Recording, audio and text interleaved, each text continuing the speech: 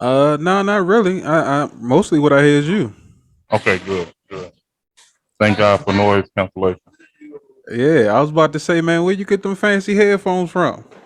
Oh man, this is these were sent to me by one of the YouTube. You know, I'm into the tech space, so one of the Uh huh. YouTubers. This is Yeah, a collection of stories. Landover Legend Studios presents. I've been through a lot. The I Can't Make This Up podcast. Yeah, By Big T. And I just wanted them because they were just to say I had some handmade headphones. You know, when my guy was like, "Yeah, I got a pair of handmade headphones," and I was like, let me get them. You know, Yeah, man, that's dope, man. But hey, man, I appreciate you joining me back on the show, man. It's been a while, and like I said earlier, you've been just as busy as I have, man. I've been seeing Taste Test Fridays come up on the stream. I've been seeing the new flavors you got out, man. But before I get into those details, won't you go ahead and introduce yourself to any of my new audience members? hey, well, I'm Lebarron Burton, owner of Popcorn World. We're the world's largest popcorn store where we make over 250 flavors of gourmet corn. Anything from a Snickers that is coated in real Snickers candy bar to a strawberry cheesecake coated with real graham cracker pie crust, Oreo. We even have what we call a Lazy Man Chicago mix where we take called cheese coated caramel, where we take caramel and we coat it in cheese. Um, we literally have about 480 recipes, and we just started introducing our vegan line. So we got flavors in our vegan line also, and we're out of Gary, Indiana, and Chicago, Illinois, and that's Popcorn World, doing the world of flavor.com. That's right, and they are doing the world of flavor. Absolutely. Myself, I'm hooked on the extra butter caramel and the Oreo ones myself, Okay, and the white cheddar popcorn. Like those are my top three right there. so you like that sweet stuff? Well, if I'm gonna cheat my diet, I'm going to do it for something that's worth it. I guess, I guess. I ain't Most mad at you at all. So, when did you decide to get into the vegan line of the popcorn? Man, more and more people are becoming vegan, and Hmm. it's a business. So once that demand is there, um, I've been wanting to do it for a while. I just didn't want to just do it because some of the vegan stuff I eat, and I'm like, this ain't really, Yeah. I can't see myself eating this every day, right? So once I was happy with some of the flavors that we came out with, then I was like, okay, we can do this. Um, I actually had to ask a couple of my vegan friends, because one of the oils that I was using is it's like a butter, but it's not. It doesn't use butter, right? Hmm. So that added the flavor. So once they looked at the ingredients and they were like, "Hey, this is okay. This is," I was like, "Okay, now I can do it." Okay.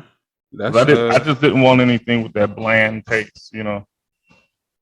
I think that's some of the biggest arguments or debates when it comes to people becoming vegans about food becoming tasteless or having to add certain seasonings or whatever to certain items to make it palatable, which Right, can really throw off the effect of what you're trying to do by eating healthier or eating plant-based foods or whatever. So right, when it comes to preparation, I think that's always necessary in anything you're doing. And then, knowing how to, like chefs know how to make a meal, cooks just know how to follow directions. You know what I'm right. saying? So you know what I'm saying? When it comes to this popcorn thing, you a chef. I appreciate it. I definitely appreciate it. I try. Hey man, no doubt. When that, whenever I have somebody stealing snacks from me, I know that you got a good product. You know. Okay.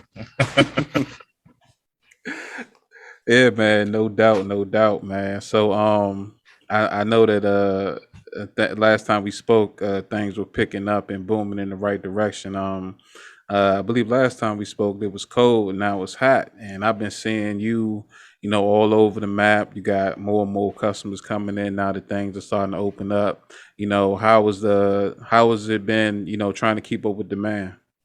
Everything's been pretty good. We've been my main thing right now has been trying to figure out how to scale the business model up. Hmm. But the local business has been great. Just figuring that scaling thing out. Because and a lot of people don't know what that consists of. But when it's one of those things when you have a bunch of customer bases that you can attack, but you don't want to stir them up unless you can attack them efficiently, right? So it's like I've got this world of customers out there that is ready. They're ready for the product, but it's kind of like you don't want to cross that line until you can do it efficiently, like getting it to them within a matter of days, customer service, quality control. So right now, that's where we're at with the company right now is trying to make sure that everything is situated where we can keep the same level of quality control, right, for that large volume of customer base. Because I just Okay. don't want to be that brand it used to be. That happens a lot. Yeah. And you Yeah, could put a shiny new bow on anything, but if it's the same quality, it's not really gonna make a difference. exactly, exactly. And it'll happen fast. People are like, oh, when they first started, they were like this, and but now they ain't got big and they like this, and it's like, I can't. I got to make sure that don't happen. Yeah, I guess the right increments of growth, along with uh, maintaining a certain standard of quality of your product. Yeah, When it comes to change, like as a kid, I can remember McDonald's actually not being a bad place to eat, but now everything tastes so bland. If minus like a handful of places that like recently popped up in like the last 7 years or so, but everything yeah, just tastes so bland as far as like fast food. Like I would rather go to like a mom and pop store just so I can have something that reminds me of home cooking. yeah, yeah. Like things like McDonald's, you just go there because of convenience. You're Hmm. not going there because you woke up and said, "Man, I got the taste for some McDonald's." it just it don't happen, But sometimes when you figure out that you ain't ate nothing, it's like McDonald's on every corner. It's usually the easiest thing to get to. But yeah, I don't want to be that brand, especially for what we're trying to do within the communities, right, in which we serve. So Hmm.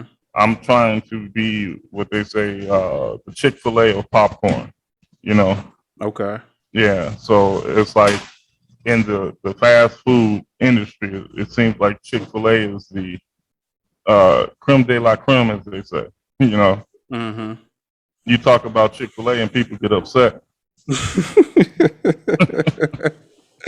Hey, you know what? That's true, man. It's almost like when people get in arguments over like their favorite football team or like, a rival team or whatever. Like, don't get me wrong, I care for my team and everything, but at the end of the day, if I get into it with you, like to like a physical altercation, they not gonna bail me out of jail because I was defending their name. You know Right. what I'm saying?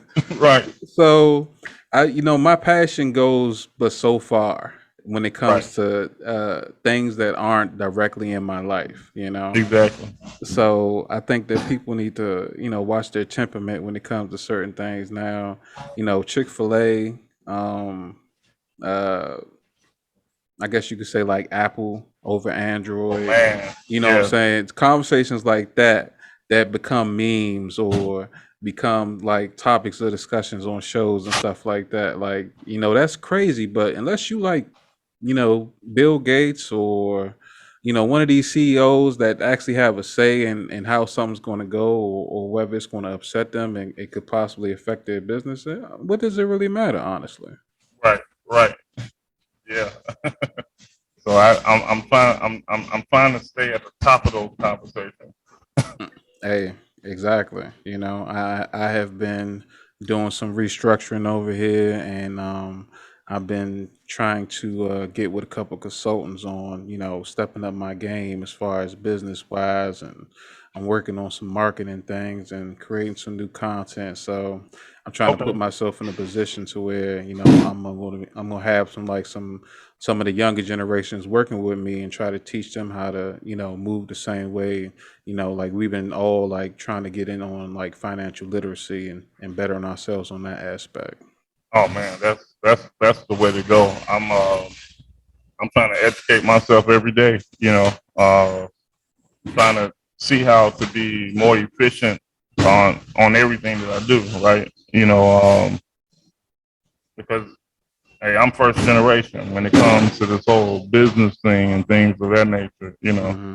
And I'm actually, popcorn world is just a piece of what I know. That's just the part that everybody knows because that's publicized all the time. But Hmm. our popcorn world is actually under Burton Equity Group, which is my parent company, and I'm from the tech scene, so I got my $1 billion baby that I'm ready to getting ready to release within the next month. So that's my that's my passion piece right there. So I've been utilizing Popcorn World to as that entry into the business space, and then once School Biz pops off, you'll see me kind of transferring or not transferring or kind of merging the brands together. You know, Hmm. so it'll be Burton Equity, and you'll see my logo. I think I posted on my Instagram. I got to get better with Instagram. I never really used Instagram prior to going viral last year with Tahir and them. Yeah. Yeah, so I post on there maybe once every couple of weeks, which is like a Instagram sin. Yeah. Yeah, but yeah, yeah, man, that's where I'm at with it is furthering my main brand. Yeah.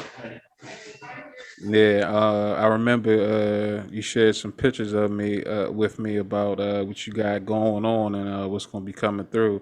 Like I said before, I can't wait to see that come full circle, and what I'm saying, watch your baby grow. That's always the idea for a parent of an idea or actual person. Watching that idea come to life and spring forward and do all types of things in the process of growing. Oh yeah, I got man, I've been blessed with like I got a couple of programmers in Ghana. I got a UI guy out in what is it, Pakistan. I Hmm. got I got a what do you call it, a 3D renderer. He's actually one of the best on the internet. A guy named Concept Creator, and he's working with me in the back channel. So I've got pieces on the Burton Equity group that I'm trying to find on the popcorn world end of things. Yeah. That's like kind of like been happening in the back channel, and I'm just been man running to person to person to person, and I'm trying to find those pieces for the popcorn world brand. So it's been man, it's been a special thing. The way things kind of I don't know you don't realize that you got a storyline until you start playing stuff back in your head, and it's like man, okay, this is what these cats be talking about when you hear these interviews and things like that. It's like man, I actually got a storyline. Never really thought of it that way. Yeah, that's why I kept bringing up that book, man. Start recording start recording these little notations in your life as that things go to progress. You never know what noteworthy things might help you along, even if it's something that you don't put out. You know what I'm saying? Having like a memoirs to Right. pass on for future generations to take heed of through your experiences. Right. Yeah, I've been hearing that over and over and over again, so I'm gonna eventually be at that point. I'm actually working with a guy, Greg Walker, because he has his book out already. He's one of Les Brown's guys, and he's like, "Yeah, brother, you're gonna have to get you a book." So he's like, "Yeah, you're not doing the world any justice unless you can tell your story." So I'm once I get to a, I think once I get to a point where I am, I haven't gotten to that point where I feel like I've arrived. You know what I'm saying? Yeah. I'm still in training camp to me. I haven't, you know, once they tell me the team is mine, and once I'm sitting in, say, franchise player position, Okay. then I'll be ready to do that. You know what I'm saying? Right now, I think I'm probably about 6-man level right now. You know. Oh, okay. I definitely feel you on that. When I look at somebody in your position, um, not that I compare, but I think about people and their beginnings and their journey. And when it comes to like being an entrepreneur, I look at it like being a doctor, right? Because no one can ever learn everything because fields, science is always changing Yeah. and everything's always growing. So you can be at the top of your class, but you could never master something like that because it's always changing and evolving. So to make differences between top tier and people who just claim it is that you're constantly studying opposed to getting to a certain level and then plateauing yourself without even realizing that it's a lot more that you can learn. Exactly, man. That's some of the greatest companies have folded because they just lost grips of growth. Mhm. And I don't ever want to be the smartest man in the room. Mhm. You know what I'm saying? It's like when you get to the point where you feel like you're the smartest man in the room, I think that's when you need to start worrying, because Mhm. it's like in this world that's ever evolving, if you can't learn something every day, you need to start checking yourself. Because you probably stopped growing. And usually, when anything alive stops growing, guess what? It's a reverse effect. You're either growing or you're dying. You know what I'm saying? Exactly. That's Yeah, uh that's uh that's the case for like everybody and everything really. yeah, I mean, don't get me wrong, you can live a full life, but did you actually live it? yeah, One of my saying is um stop letting life get in the way of living. You know what I mean? yeah, Don't just go through the motions, like, actually do something and don't be that person that, has a midlife crisis at like 40 or whatever because they just realize how much time they wasted by being stuck in their own head. Like, yeah. do something. Even if it's something small like going on vacation, like going mountain climbing or something. I'm not saying mountain climb, but something a little less dangerous, to I that know what you're extent. saying. I know exactly what you're saying. That's kind of where I'm at with things, man. So many times we surround ourselves with people that talk about doing things. Hmm. Talk about we can see everything. We can see everything around us. We can see problems and everything. We can see better ways of people doing everything. You know what I'm saying? Yeah. And we spend more time looking at that than actually being better at something ourselves. You know what I'm saying? So it's like, yeah, man, I think that's what drives me. And I don't have it all figured out, but I've gotten to the point now. I'm 46 years old. I'm not scared of failure. You know what I'm saying? It's like I done lost houses, lost cars. Then had my wife. four kids in my parents' basement. It's like, you know what I'm saying? Mm-hmm. The house I grew up on and ain't paid for. Mine is.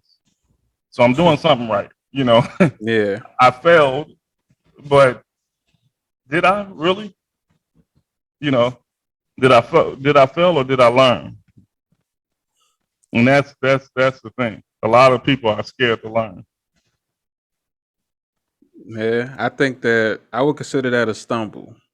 Some people stumble and can recover. Right. Some people stumble and then they fall flat on their face, and they feel like the weight of their world is holding them down when it's not.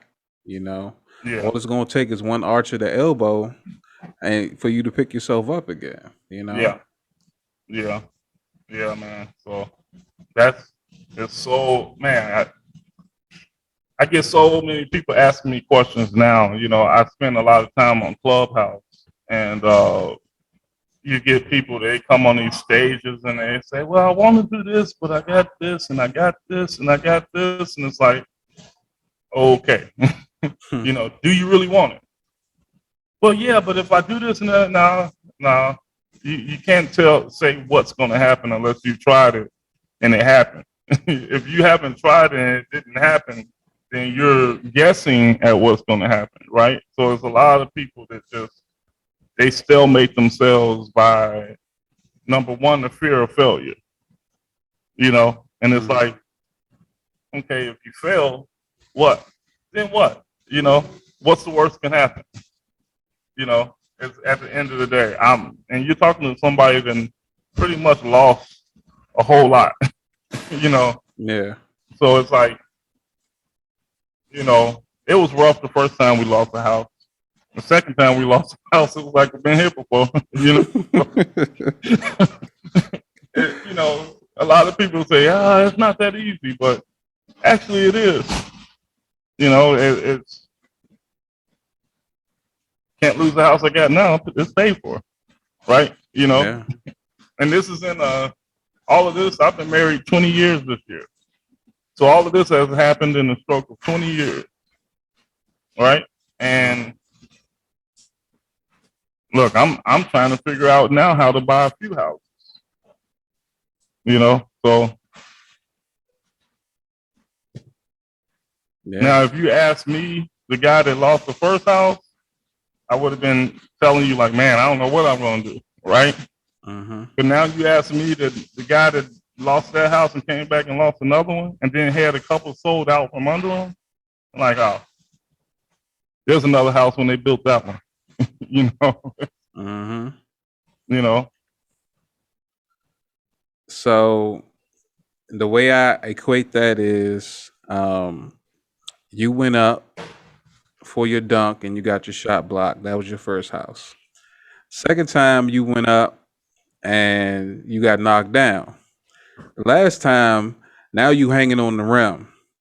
And not Yep, only are you hanging on the rim, you got other coaches calling you so you can come, what I'm saying, do the same thing for them.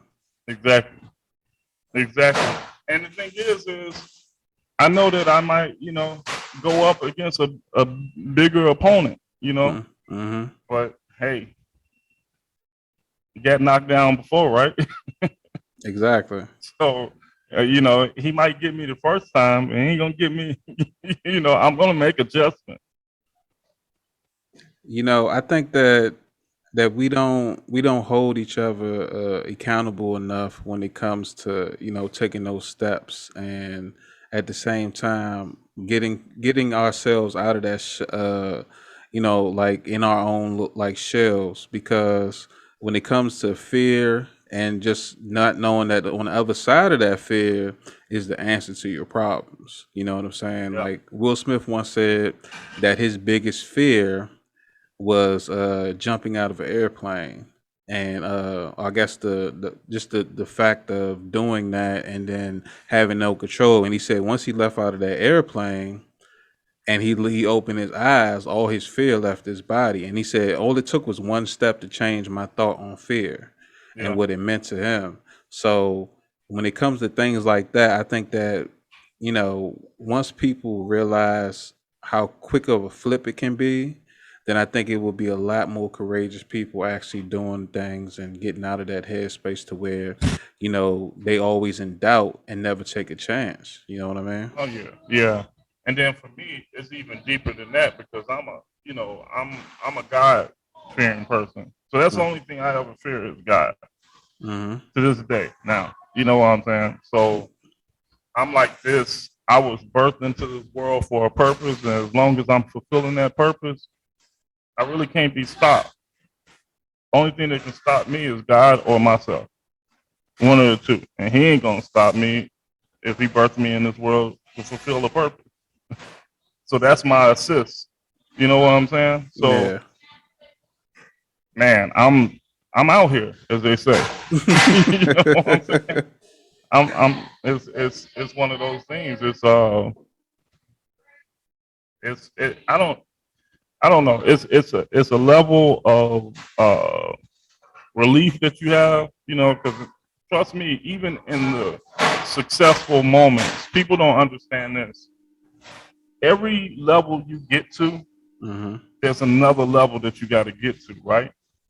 So the requirements for you to even get started seem small once you're on another level. You know what I'm saying? So just getting started may have seemed like a big deal to the younger Lebarron, right? Mm-hmm. But me looking back now on getting started, it's like, man, I can do that 100 times in my sleep. You know, you know. So that's no big deal to me, right? But now, like even now, I'm in the point of trying to figure out how to scale up a business. I've never scaled a business. That's one of the hardest things when you get to talking to business people. You know, the hardest thing they'll tell you is to scale up because a lot of businesses don't make it past that. There's a Mm-hmm. lot of businesses that get to a certain level and they crash and burn because they couldn't make it to that scale up or through that scale up phase. So not only am I scaling up one business, I got three other businesses going at the same time, right? Mm-hmm. Um, but it's like, hey, wash, rinse, and repeat. You know, it's one of those things. What's the worst can happen? The worst can happen is it doesn't work. You know, it's literally the worst that can happen.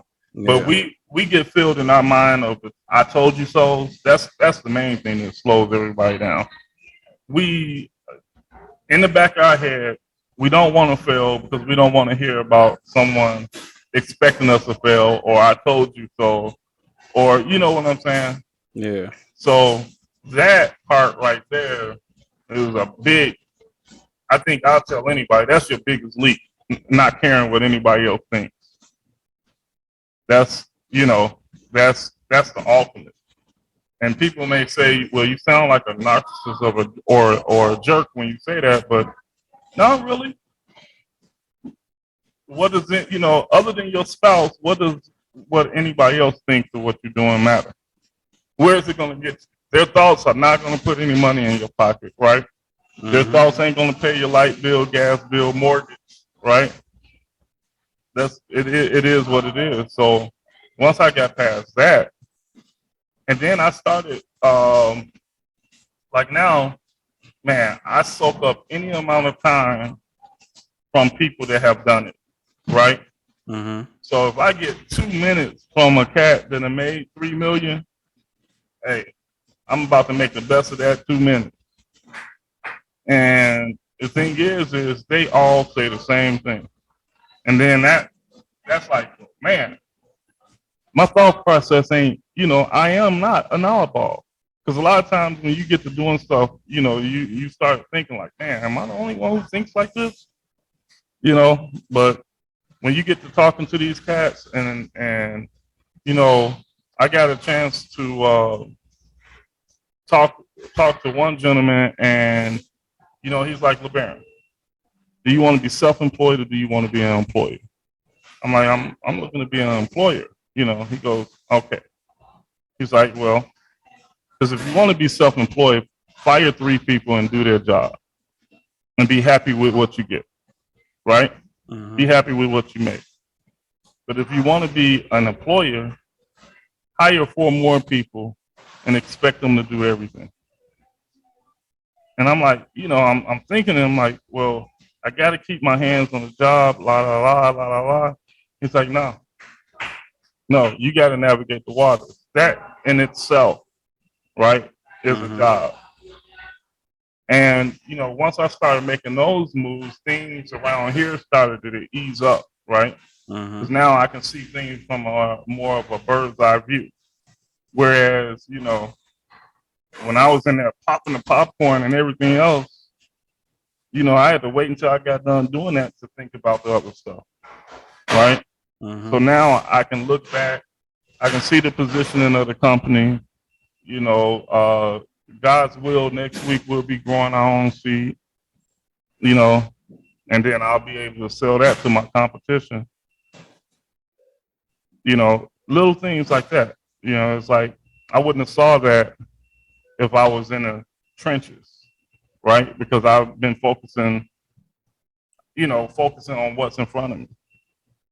So it's man, it's just a learning process. That's one of the reasons why I made so much use of Clubhouse, Yeah. because I've never been able to speak to so many like-minded business people. You know, um, I done had the opportunity to speak with Grant Cardone, John Legere, T-Mobile, Mm-hmm. you know, and I think about it, I'm like, man, John Legere, T-Mobile knows me on a first name basis. That's dope. You know what I'm saying? This a year ago, this time I was a nobody. I was just a small business owner. But this guy he does a live stream on his Instagram, and if he sees my name and say, "Hey, Lebarron," it's like, man, this guy just got a almost $400 million severance package from T-Mobile. So it's all about a mindset, man. I don't Yeah, know. I think I went off on a little tangent, but no, you're fine. I was going to ask because I was watching one of Dave Anderson's lives a while ago, and I remember seeing you on there, and you were speaking about growing your own seeds, and I was just like, I never even thought about that aspect of the business, like how, how do you? I'm assuming that you would have to, get a piece of land, and then have somebody work it and everything. Like how was that process? actually, it's none like that. And that's the thing. A lot of things that we would think, because I would have thought the same thing, right? Mm, Uh, no, as a farmer out in Illinois, mm-hmm. who wants to grow organic corn. Well, actually, this is how it happens. There's a landowner, right? Mm-hmm. Because you have your landowner, then you have your farmer, then you have you know, your vendor or whatever. Okay. So I was on a radio interview with what it was, the WGN radio here in Illinois or out in Illinois, and I mentioned, I was like, I would love to grow my own corn, right? Because in the industry, there's only like 3 major players, and the quality of the corn that I'm getting, I get the highest quality that I can get, Mm-hmm. but I know that there's better, right? So the landowner happened to hear, called me up and was saying, hey, I'm on this big campaign of doing what do you call it, organic corn. He goes, because in the corn industry, there's a lot of what do you call it, pesticides, right? Yeah. Mm-hmm. So he's like, you would be able to grow your own corn and you'd be able to say it's organic, right?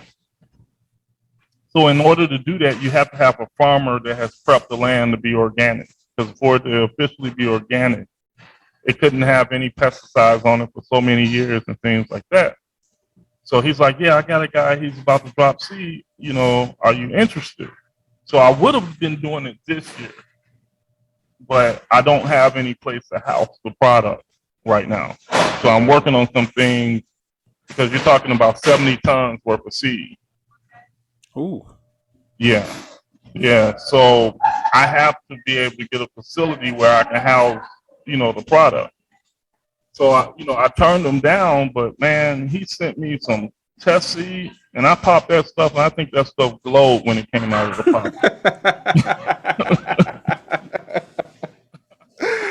Man, Oh. I kid you not. I mean, and we try to like I got a decent quality popcorn.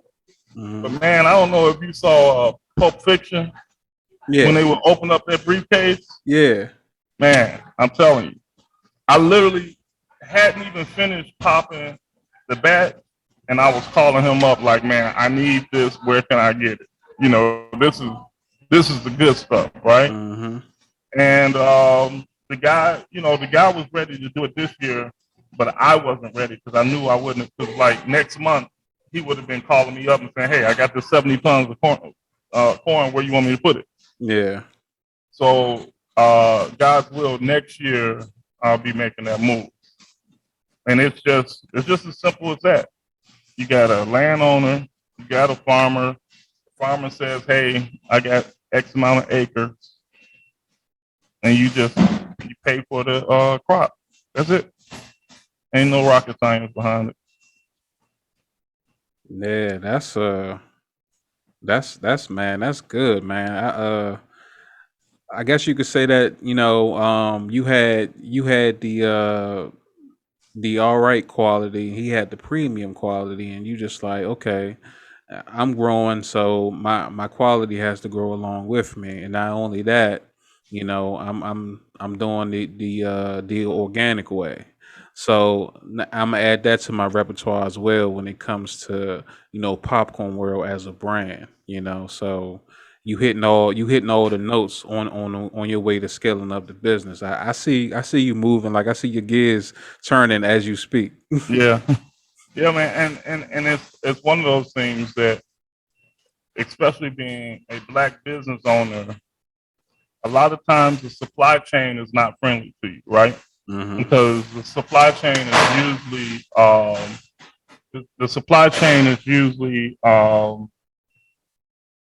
like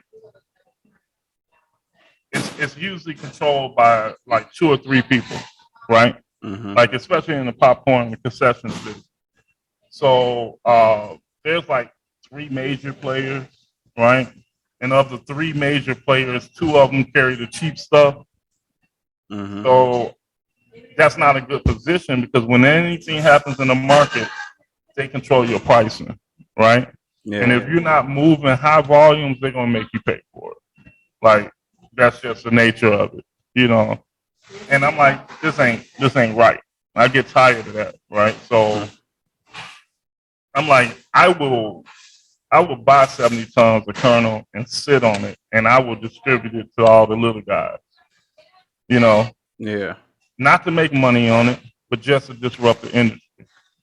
You see what I'm saying? Yeah. And that's just how you got to be able to play game in the business, right? So what that'll do is that'll make the supplier respect the little guy because now they know, look, we done already ticked this guy off, and he didn't, And the pandemic kind of opened the doors for me too, because during the pandemic there was not a lot of popcorn shops making. Yeah.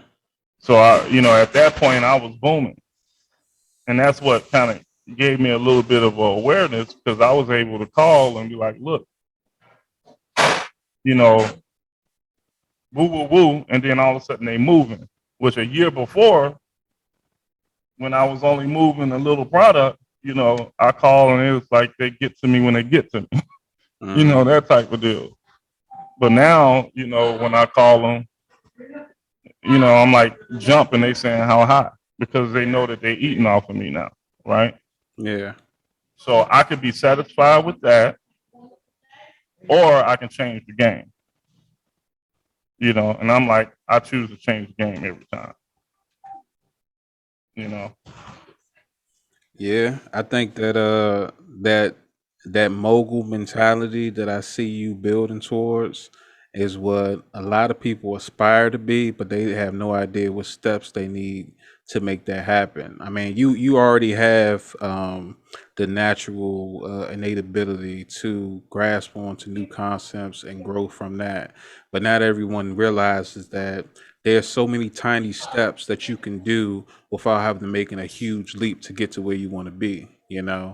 And I think that's the key without people realizing that, because they always, people say they they start something and then they go reach out to somebody for some information, and I'm like, that person didn't get a giant leap to get to where they need to be. There's a backstory that you're not seeing. So do your research and then figure that out. Once you figure that out, then you'll start realizing the keys to the game when it comes to growth in any aspect of your life.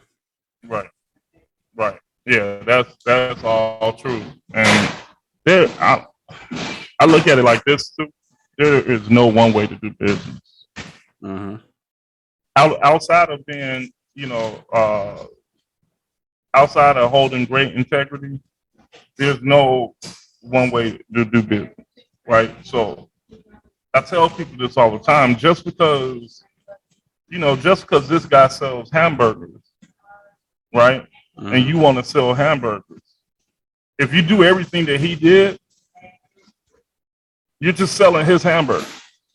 You know what I'm saying? Yeah, And you and I both know there's a whole bunch of different hamburgers out there. exactly. You know what I'm saying? So I don't. You just have to dare to, as long as you're willing to put in the work. My business philosophy is like none other. Like um, for my Burton Equity Group, I technically don't believe in employees, right? So Hmm. as a business owner for uh, for my Burton Equity Group, everybody is going to be a 1099. Okay. I want to build other businesses, right? Yeah. And if you're worth something, I'll invest in you, right? But I Yeah. see every person as a brand. And if people start seeing themselves as a brand, they'll start valuing their selves, their thoughts, and their ideas a lot stronger, right? Hmm. To me, that methodology keeps costs down because one of the guys said, "You know who your best employee is, right?" Like, who? The last dollar you made. The last dollar you made is your best employee because it knows to do one thing, and that's make money. And that's the bigger game to business is the money that you make, have it make money. Because guess what employees do? They cost you money. Mm.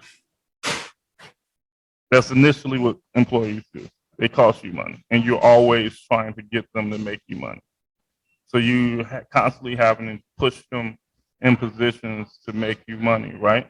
Yeah. But if you can empower them to make money as they make you money, then that's different, right? Yeah. So, like, one of the things that I'm about to start pushing with my employees and things like that is referrals. Hey, if you get a business referral, give you 10%. Become a salesperson, right? Don't just bag popcorn. Become a salesperson. So if you get that company that does a $30,000 order, guess what? I'm dropping 3 grand in your pocket. Yeah. You know what I'm saying? Yeah. So that's that mentality that I am learning now to translate, right? Yeah. So and a lot of guys in the business field look at me like I'm crazy. I don't care. You know what I'm saying? Okay. Everybody looked at me crazy when I hadn't worked a job since 2004. So I've been crazy since 2004. I'm good with it. Man, all I could do is applaud you not turning back, and then you know I see the way you put your business model is like how you put yourself. You're a man that wears many hats, so you want people to have that same mentality. Like you can, I don't want to say be a yes man. You can have a certain position, but what other skills do you have underneath that? Because I might have you out here, making deliveries, but you might be good at making pitches. You might be great at it. Next thing you know, I got you in this position training other people to think like you. Hmm. You're daring somebody to be different. And by be different, I mean be great, you know? Exactly. So, I mean, it's thoughts like that I'm assuming help create that situation where you sold like I think it was like 2,600 bags of popcorn to a football team. Oh no, no, that was 11,000 bags to a pharmaceutical company. Okay, eleven Yeah, thousand bags to a pharmaceutical company. yeah, yeah. And we by no way. This is the thing about it. We by no way was prepared for that order. Mm-hmm. We were literally boxing. We were because that this company was Fresenius Kabi. They're large. They're like Pfizer like type large, right? Okay. And they had one order that was like 16 skids going to New Jersey. Mm. I don't have a dock. Just the building. I'm just in this little 2,500 square foot little building here, right? Uh huh.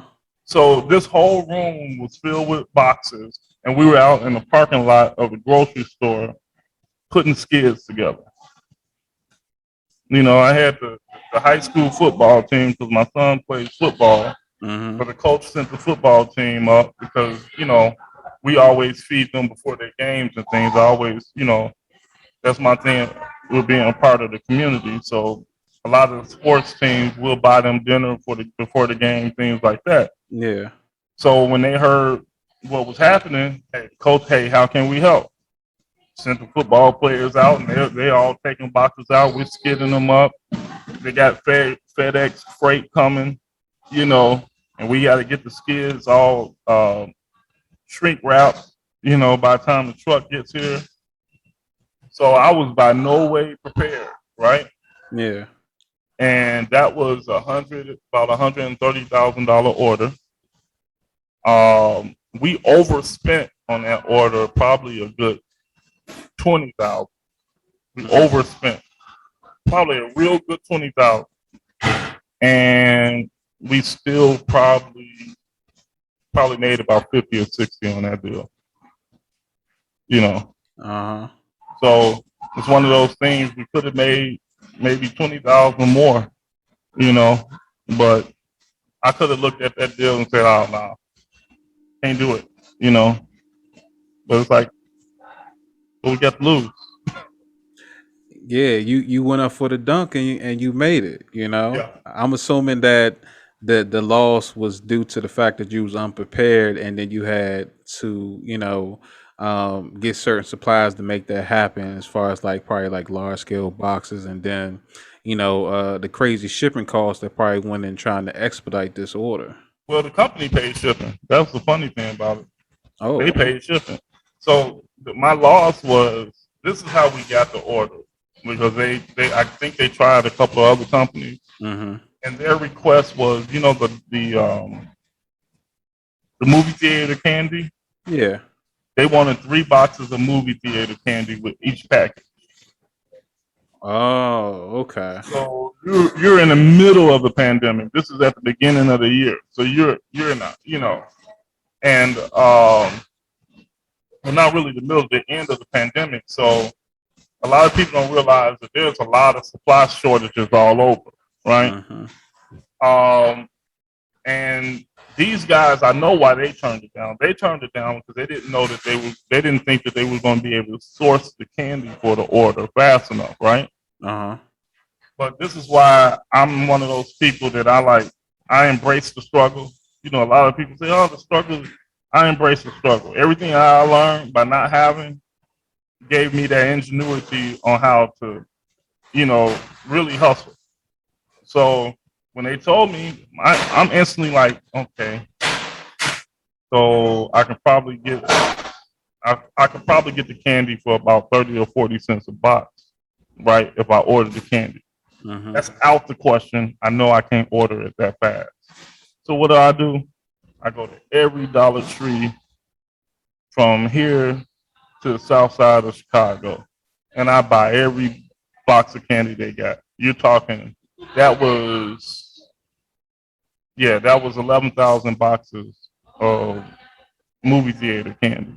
I would walk into the store, buy everything they had on the shelf, everything they had in stock. So I'm buying candy. I'm going in there and ringing up $1,000 worth of candy at a time. Wow. And I let them know, hey, when the next truck come in, let me know. I'm buying it all. No questions asked. Just I'm buying it by the case. So I spent more on the candy, right? Mm-hmm. But it got the deal done. But a lot of these companies, you got a guy answering the phones like, no, we can't do that. We can't get the candy. It stops right there. No, I'm gonna hit every Dollar Tree, Walgreens, Family Dollar, from here to wherever, and we Mm-hmm. gonna go get this candy. You know what that reminds me of? Have you seen Eddie Murphy movies? Dolomite is my name. Yeah, Okay. When when he got the theater to shoot his movie in, and he got those college kids to come in and hook up the wiring from the transformer next door, and yeah, he said, "Hey man, we gonna make this happen. Ain't nobody getting paid. If I got to shoot 3 or 4 scenes, I'm gonna make that happen. I'm right. sleeping upstairs in this funky hotel room." Like I see that when you said I'm gonna drive to wherever I need to fulfill this order because I'm going to make this happen. You know what I'm saying? So, they probably thought you was playing when you said that I'll take everything you got, and you was dead serious. I was dead serious. Now, when I walk into those stores, they all see me, the popcorn man. And look, I got a few customers out because they come here to the shop and buy popcorn. So we got a few customers off the deal And because everybody wants to know, where's this place at? Where this guy buying all this candy at one time? man, not only that, I mean, I'm pretty sure that that puts you in a situation to where that could possibly, you could possibly partner with companies like that in the future on certain endeavors. And actually, you just reminded me because I did get a couple of contacts where I can probably, because I buy some of my products, like my shortbread cookies, I get that from Dollar Tree, Okay. so I did, man. You just reminded me. That's something that I done fell back on. Well, I'm glad we had this conversation to remind you of, because I know that every penny counts when it comes to doing good business. Oh, yeah, definitely, man. Definitely. Especially with times like these. Like the last time I talked to you, I was paying $20 for a 35-pound bucket of oil. Now I'm paying $60. Ooh, Yeah, yeah, that inflation prior man. to everyone going back outside basically is Yes, a sir. big difference. That oh my goodness. Yeah, triple rate on just about everything.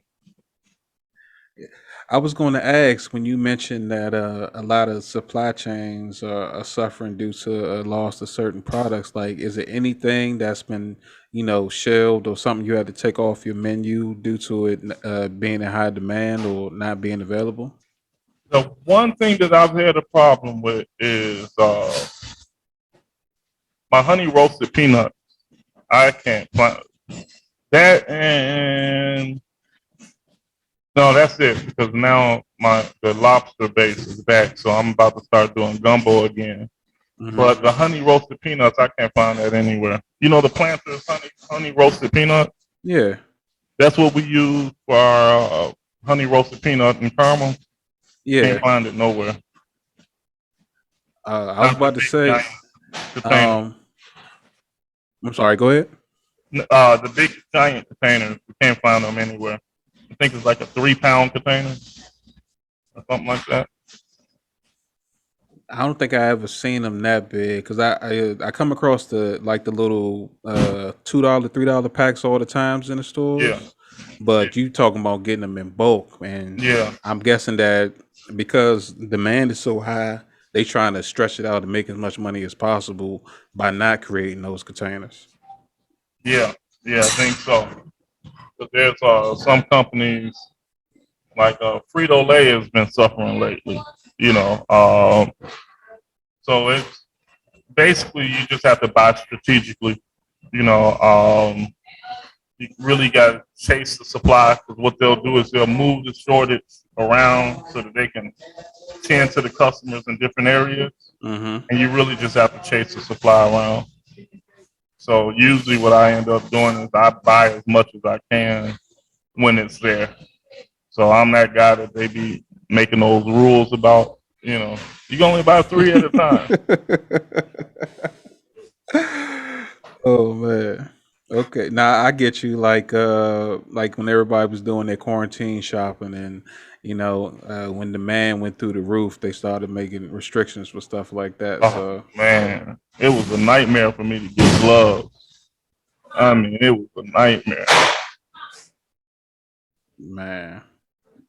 Well, at this point, I would say that we're over the worst of it, but I don't know what tomorrow's going to bring us. So all I say is, I think that everyone's a little bit more prepared for situations like that, Yeah, and not as callous as before. Like it took something as crazy as a pandemic to open people's eyes when it comes to like self-awareness and cleanliness and stuff like that. yeah, So regardless of what anybody say, it's a catch-22 with a situation like that. So yeah. you got to take it for what it is. I'm glad that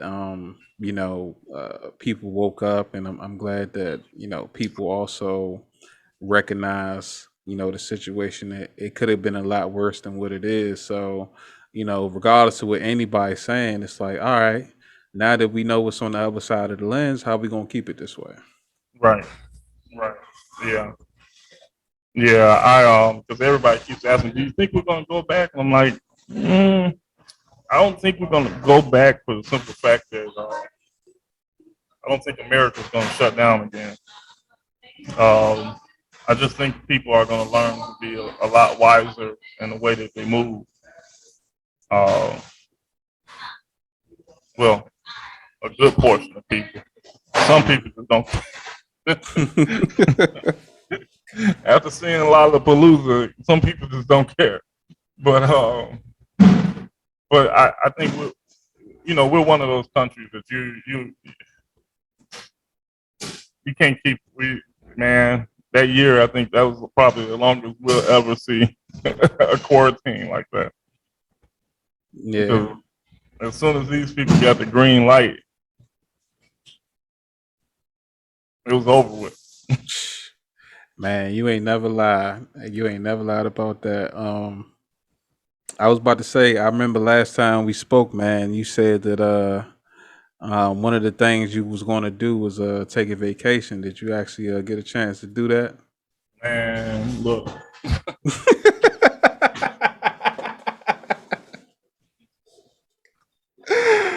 Oh man.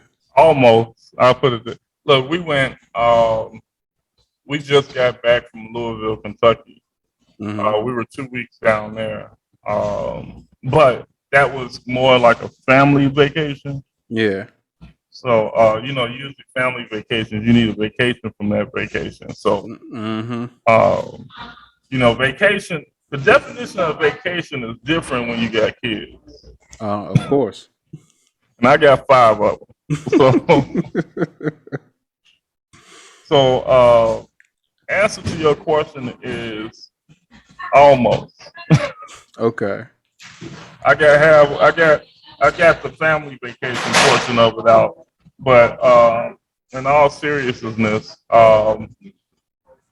September I may be going to Morocco, so it's business, but it's vacation too at the same time. There's a gentleman out there that he owns a bunch of resorts, and I think he just bought into some grocery store chain out that way, out in Morocco, Okay. or and he may be my route into getting international sales.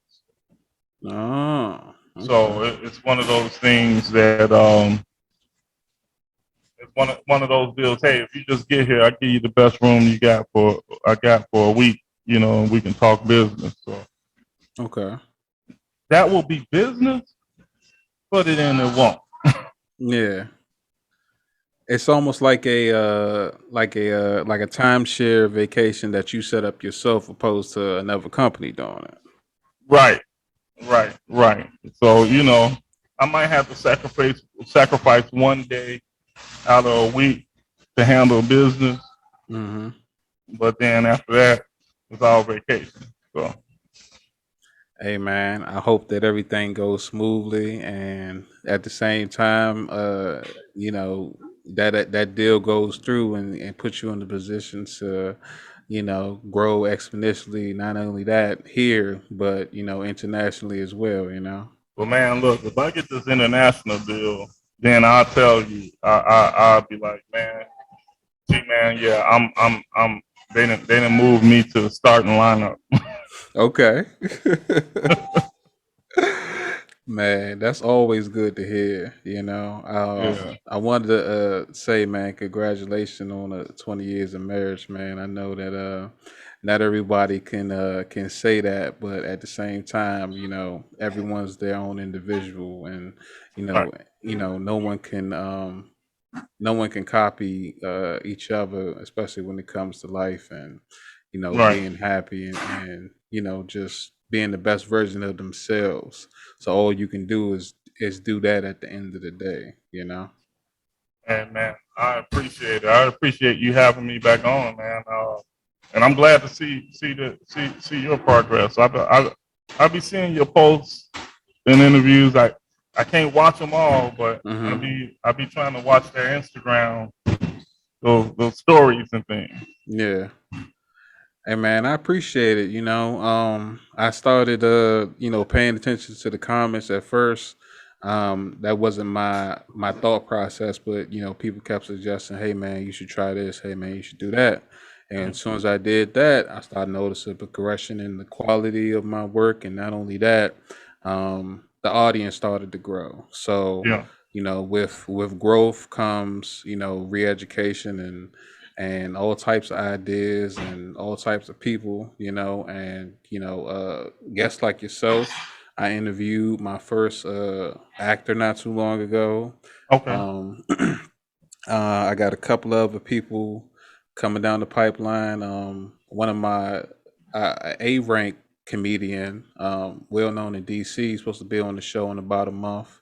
Okay. So I'm getting closer and closer to my goal, and along with everything else that I got going on, I'm real proud of myself compared to a year ago when I just started out. And I kept saying I don't think nobody want to hear me talk to nobody, but that's not even my mind frame no more. Man. Yeah. Yeah. Yeah. Throw all of that out the window. You got to do you. You know. You got to do you. Exactly, man. And man, I appreciate you for watching and taking note and actually taking the time out of your busy day to join me. And you got all this going on. That solidifies the type of person you are. And I hope that anyone's listening or watching this understands that you can be great too. All you gotta do is just get out that little mindset, do something different. I hope that this encourages you to be, better than you were the day before, and you pass that along to the next person and help encourage them. Definitely. Definitely, man. That's I got some other guys, so you can tap me in the back channel because I got a series of it's about 12 of us. Hmm. Are you on Clubhouse? No, no, I'm not on Clubhouse. Oh man, I gotta get you on Clubhouse, man. You got some connections on there. Okay, Yeah, especially for what you're doing. Yeah. okay, no doubt, man. I know I got to be invited to get on there, so if you could Oh send me an yeah. invite. I'll send you an invite. I have to send you my number, and then you have to, Yeah. that way I can send you an invite because just about anybody. They look. I mean, I don't even know how the invite process work no more. They trying to get everybody on Clubhouse. So, but yeah, man. I know there's a good group that I hang with. Matter of fact, these guys flew into town maybe a week or so ago. Hmm. Because they want to do something out here in the city of Gary, and yeah, it's just a matter of making connections. There's a lot of guys out there that I know that would uh, love to have an opportunity to do an interview. Oh Yeah. man, that's great. Yeah, I'd appreciate that. I always tell people that, I have people that hit me up on social media and they ask how much do I charge to come on my show, and I'm like, what are you talking about? Like, I don't charge people to come on my show. What I do is if you want to promote something week of, I charge for an expedited, episode. Right. But to Right. come on my show, there's no charge at all, and I'm not just looking for people who have blue checks or nothing like that. I want somebody who's, the next popcorn king of the US. I want somebody who just wrote a book that not too many people know about, but everyone should hear. You know what I'm saying? I want somebody Right. that, that just started selling candles, or someone who's been to jail for 35 years and came home after, being proven innocent. I want that life experience to be shared, and I want that to be able to help somebody, what I'm saying, with their life, stuff like that. That's the goal of my show. Definitely. Definitely. And that man, that's the energy that we need out here. Because it's like I say all the time, everybody sees all these success stories, but like that's that's a small percentage of the people out there, right? Hmm. So it's so many more of the normal, as they say, the everyday stories that people miss. You know, like I see myself as an everyday story, right? Hmm. So it's like, yeah, things are picking up and picking up and picking up, but I started off as an everyday story, and then I can name 100 guys out here doing stuff, on my level. So it's like we can't ignore those guys because those are the guys that really, when they get there, are willing to make some changes. You know what I'm saying, for the next guy. Exactly. Yeah. So we definitely need more people out there giving these guys voices. Yeah, man. Regardless to how much of a headache social media is and trying to, keep updated, it's so useful as a tool. Oh yeah. But what I'm saying, people abuse stuff like that every day, so that it becomes a headache for everyone else. But Yeah. I don't let that stuff worry me. I say my prayers at the end of the day, and I don't worry about it because what's meant for me is meant for me, and what's meant for them is meant for them. Right. Right. Yeah. Yeah. Definitely. But yeah, I see you making because I noticed the momentum, right, picking Hmm. up because I follow your stories and things like that. So yeah, yeah, I'm looking forward to see what's next. I appreciate it. Once I get this new content out, and I got a couple other shows that I'm working on, I'll definitely tag you in it and get your thoughts and opinions and see what you think. But I know you busy. I know you about to get back at it because I know you ready to step away from the everyday grind, but you can't do it just quite yet, man. Not So yet, man. hey man, it is what it is, and you know, I forget the name of that car you said, but I'm pretty sure you're close to getting it. Oh well, man. So yeah, the RDSA. Uh So here's the thing. huh. I saw that electric Hummer, Okay. and I'm like, do I want the Audi first or do I want the Hummer first? I seen that Hummer, man. It's a bit pricey, but if it wasn't for the fact that you wanted it, it wouldn't matter what it costs. To a certain extent. Right. It's well, and that's what hit me, the practicality of it. I'm like, Mm, I'm still out here doing stuff and things like that. It's a truck, because I need a truck. I need a truck. So, and I was looking at trucks and things, but then I wanted, man, gas be killing me. man, don't get me started. Man, I mean, when I say gas be killing me, gas be killing me. When I saw that electric Hummer, I was like, well, you know, I'll wait for the S8 until I can put on a suit and tie. That Hummer, I can.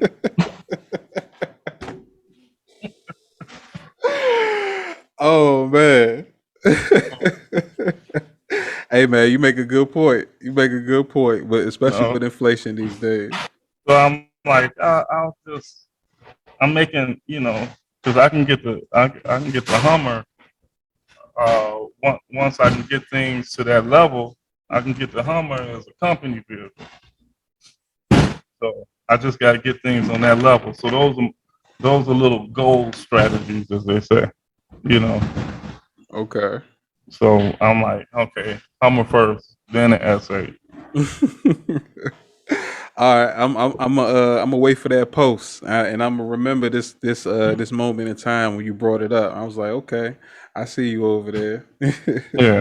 Now look, when you see me with an S8, then you know, like, okay, he ain't trying to do no work. He trying to go, he Hmm. trying to go cruising.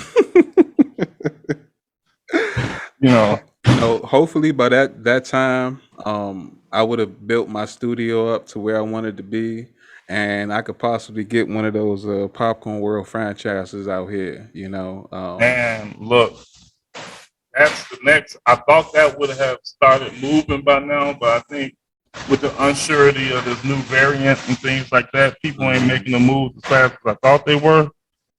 But that right there is going to, when I get these licensees popping, Hmm. that's when things will, you'll see things changing a lot faster. Yeah. Well, you know what?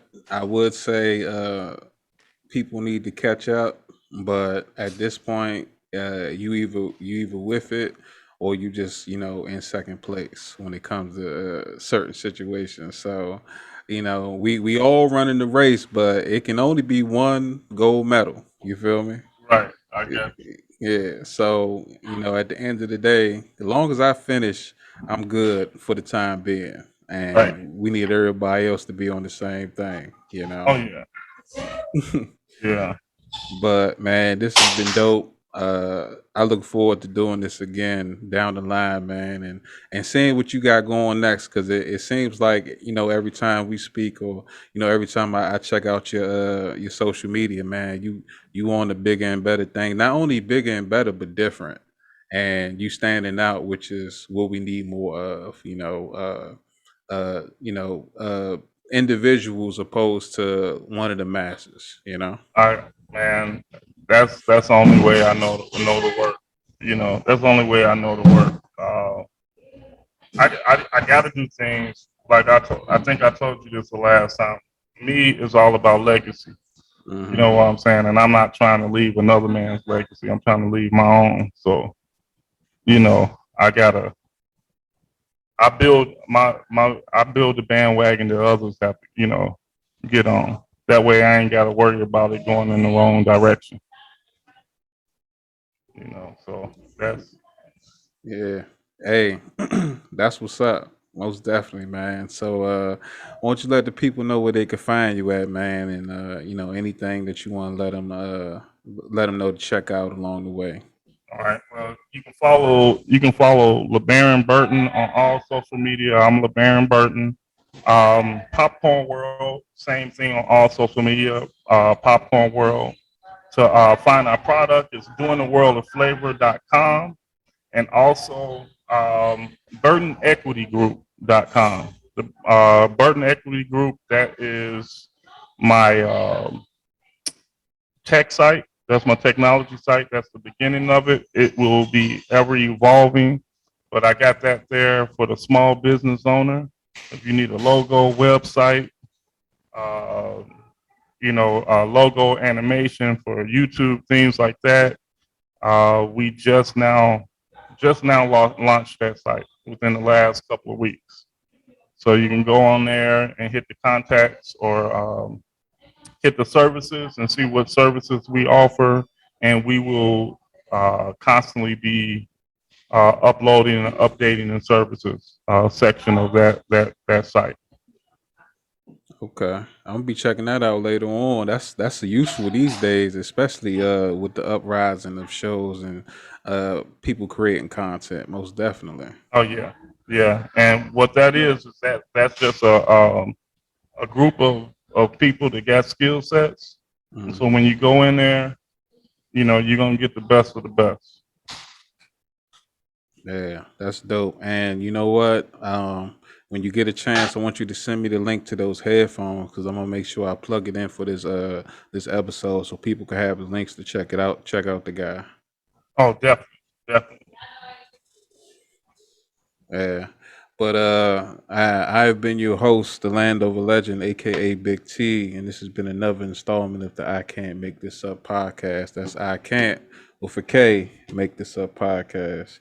You can find me everywhere podcasts are available. I'm also on Facebook, YouTube, Twitter, and Instagram. Please don't forget to like, share, and subscribe. And please support my guests in all their endeavors. We appreciate you guys for listening, and we hope that some of this information gets soaked up in your cerebellum and flows out through you naturally. At the end of the day, all we got is each other, so let's make every day better than the next. You know what I'm saying? All right. Oh man. But till next time, peace. Look, I can't make this up. Being the wingman got me punched in the face by this crazy chick. I can't make this up. Gave this cool old man a ride home, now I'm harboring the fugitive. I can't make this up. Pinned between the fat chick and the speaker, now my shirt smell like her backside. I can't make this up. It's all bad cause my man about to get stabbed in his hand over french fries. Bet. I'ma let T tell you that story one day, man. It's a good one. And I'ma let the Landover legend do the rest. I'm out.